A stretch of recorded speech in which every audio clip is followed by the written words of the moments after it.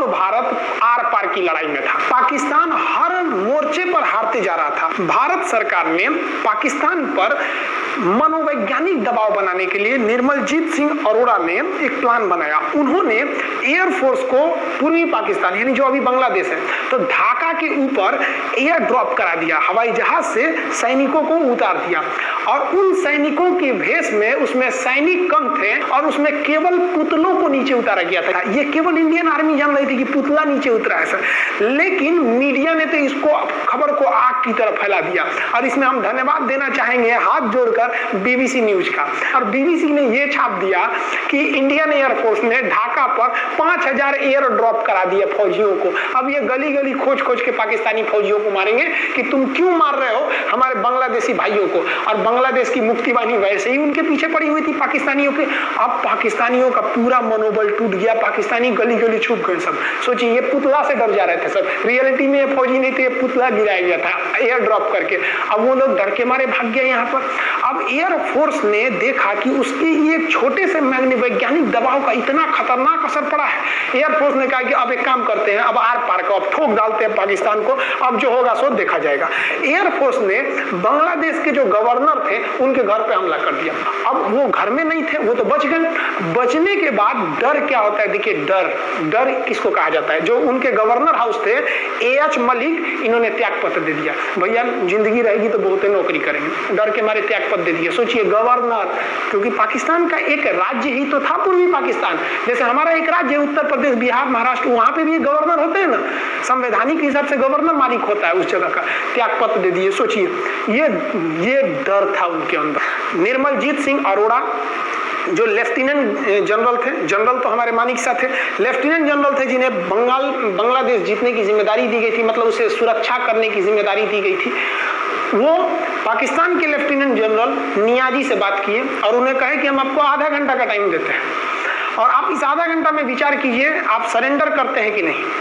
अगर आप सरेंडर कर देंगे तो हम आपको गारंटी देते हैं कि आपके सैनिकों को जिंदा रखा जाएगा, और अगर आप हमारी बात को नहीं मानेंगे, देखिए गवर्नर साहब के घर है, कोई ठीक नहीं है, आपके घर पे भी यही हो जाएगा।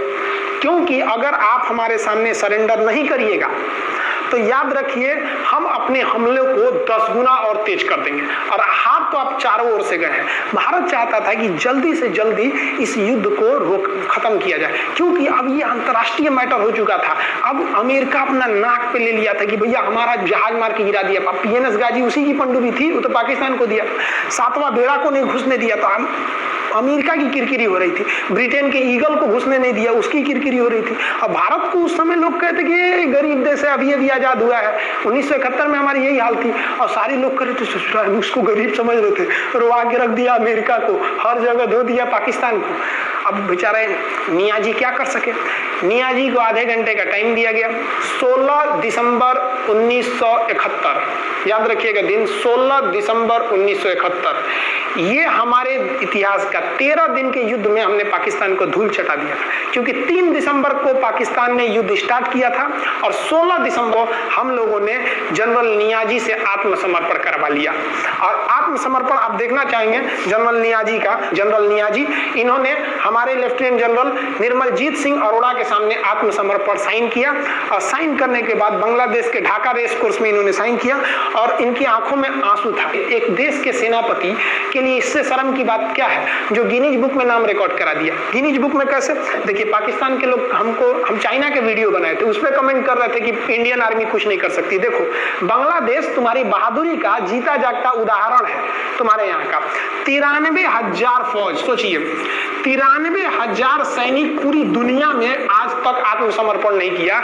ये 93,000 लोगों ने आत्मसमर्पण कर दिया। देख लीजिए, ये अपना बंदूक उतार फेंक दिए, अपने स्टार नोच के उतार दिया कि भैया हम लीजिए आत्मसमर्पण कर रहे हैं, बेल्ट उतार के दे दिया, अब चलिए जहां ले जा रहे हैं, जितना लाठी मारना है हमारी, आत्मसमर्पण। ये वही पाकिस्तान है, याद रखिए, आप याद कीजिए हमारे 120 सैनिकों ने आप आपको धूल चटा दिया था लोंगेवाला में। केवल 2 सैनिक मरे थे लोंगेवाला में और पूरी की पूरी आपको भगा दिया था 4 दिसंबर को ही।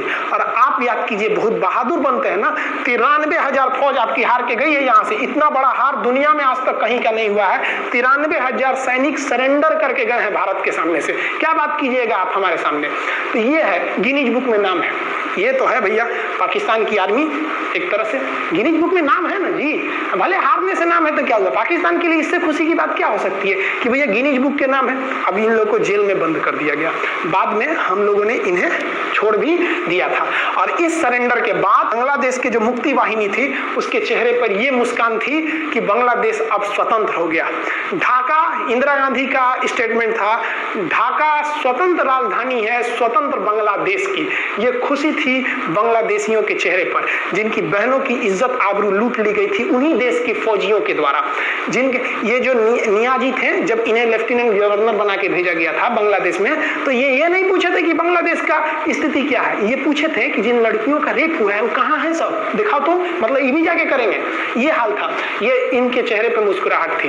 बाद फिर मुजीबुर रहमान को पाकिस्तान से स्वतंत्र कराया गया। भारत ने जो अपना वादा किया था कि शेख मुजीबुर रहमान को स्वतंत्र करेंगे, बांग्लादेश को स्वतंत्रता दिलाएंगे, उनके अधिकारों के लिए लड़ेंगे, भारत ने अपने वादा को पूरा किया। आज शेख मुजीबुर रहमान की बेटी शेख हसीना बांग्लादेश की कमान संभाले हुई है। शेख हसीना, जब हमको याद है जब वो भारत आई थी तो एयरपोर्ट पे, तो मोदी जी एयरपोर्ट पर रिसीव करने गए थे, जबकि ऐसा नहीं होता है। शायद ही बांग्लादेश की प्रधानमंत्री को पूरी दुनिया में कोई बड़े देश का राष्ट्रपति रिसीव करने जाए, प्रधानमंत्री रिसीव करने जाए। तो भारत अपने पड़ोसियों का इतना ख्याल रखता है, चाहे वो नेपाल हो, भूटान हो, सबके साथ। अभी हाल फिलहाल में नेपाल के लोग थोड़ा गुस्सा हैं लिम्पियाधुरा काला पानी को लेके, लेकिन ऐसा नहीं है कि हमारा नेपाल के साथ कोई खराब रिश्ता है। हमारा नेपाल के साथ रोटी और बेटी का रिश्ता है। बांग्लादेशियों के साथ हमारा बहुत ही अच्छा संबंध रहा है। आज हमारे बांग्लादेश के साथ बहुत ही मधुर संबंध है। और बांग्लादेश को जो पाकिस्तान के लोग कहते थे ये किसी काम लायक नहीं है, ये वाले भाई लोग पाकिस्तान से आगे निकल गए। आज इनका मलमल का कपड़ा, जूट और पाम ऑयल पूरी दुनिया में फेमस है। जहाजों की मरम्मत में, तो जहाज के रिपेयरिंग में बहुत आगे निकले हैं बांग्लादेश के लोग। आई होप आप समझ गए होंगे। इस युद्ध के बाद अगर भारत चाहता तो भारत पाकिस्तान के पश्चिमी भाग को भी कब्जा कर लेता, क्योंकि यहाँ तो हम लोग हराए ही थे। उनके 93,000 फौज तो हम लोग जिंदा पकड़ लिए थे। हम उन्हीं को कह देते बंदूक लगा के कि कश्मीर खाली करो, हमारा यहाँ से वापस जाओ। लेकिन बावजूद हमने इंसानियत दिखाई थी पाकिस्तान के ऊपर। इसका बदला ये पाकिस्तान ने हमें क्या दिया पता है? 26/11 हम संसद भवन पर अटैक, तो कभी अमृतसर में अटैक, कभी मुंबई में बम ब्लास्ट, कभी 26/11 का हमला, ये सब हुआ। हम चाहते तो उस वक्त भी जीत सकते थे। ये पाकिस्तान वाले आप जो कहते हैं कि हम बहुत बहादुर हैं, भारतीय सेना हमारा क्या कर सकती है, तो भारतीय सेना की रहमो करम पर आप लोग जिंदा थे, वरना 1972 में ये जो सेना थी ना 71 में, आप लोग को कहीं का नहीं छोड़ती। आप हिंदुस्तान के व्यूअर्स आप लोगों से भी कहते हैं कि एक लाइक तो बनता है इस सैनिकों के लिए, हमारे लिए नहीं, हमारे इस चैनल के लिए। कभी नहीं कहेंगे कि खान जी रिसर्च सेंटर चैनल को आप सब्सक्राइब करिए, लाइक करिए, हम ये कभी नहीं कहते हैं। लेकिन हम ये जरूर कहते हैं कि आज एक लाइक बनता है हमारे इन वीर सिपाहियों के लिए जो आज भी सेना के लिए डटे हुए हैं। और ये पाकिस्तान इस पर कमेंट करते हैं। हम आप भारतीयों से कहते हैं, आप हिंदुस्तानी हैं तो इस वीडियो को जितना से ज्यादा शेयर करना है आप शेयर कीजिए, ताकि आपके बच्चों तक को ये पता चल सके कि हमारे सैनिक कितने बहादुरी हैं, कितने बहादुरी से लड़े थे हमारे सैनिक, कितने बहादुर हैं। और इस वीडियो को आप इतना शेयर कीजिए कि पाकिस्तान तक पहुंचे और वहां का बच्चा इस वीडियो को देखे, ताकि उनके अंदर भारतीय सेना का जो डर है वो बैठे। ये डर जरूरी है उनके अंदर, ये डर उनकी हड्डियों तक जाना चाहिए। और हाँ, कोई भी देश के हो, हर देश को अपने सैनिकों के लिए सम्मान करना चाहिए। हम ये कोई मनगढ़ंत कहानी नहीं बताएं, हम अपने सैनिकों की वीर गाथा बताएं जो A to Z अक्षरशः सही चीजें हैं। समझ में आया? आप इस वीडियो को देख रहे हैं तो मेरे साथ बोलिए आप लोग, भारत माता की जय। पाकिस्तान के युद्ध का जो हम सीरीज बना रहे हैं, आज 71 का युद्ध बढ़ाएं, हम आपको कल 1948 का युद्ध बता देंगे, 65 की लड़ाई में वीर अब्दुल हमीद ने जो बहादुरी दिखाई, फिर आपको 84 का सियाचिन, 99 का करगिल, अब 62 की चाइना युद्ध के बारे में भी बता देंगे। याद रखिएगा, चाइनीज और पाकिस्तानी इस वीडियो को डिसलाइक जरूर करेंगे, आप उन पर भारी पड़िएगा। ये वीडियो आप संभाल के रखिएगा, अपनी पीढ़ियों को दिखाइएगा कि हमारी सेना कितनी बहादुर थी।